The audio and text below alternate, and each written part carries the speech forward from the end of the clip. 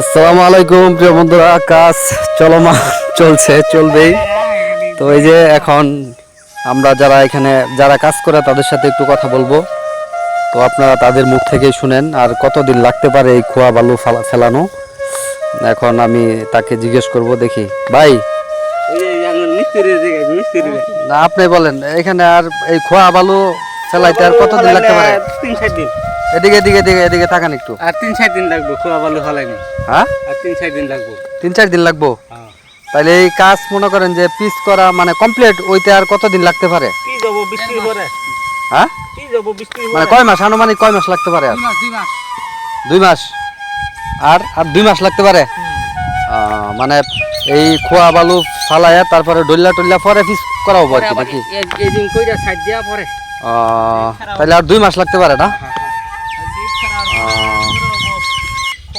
আপনারা শুনতে পারলেন, আরও 2 মাস লাগতে পারে এই কাজ কমপ্লিট হইতে। তো আমাদেরকে আরও 2 মাস অপেক্ষা করতে হবে এই রাস্তার জন্য।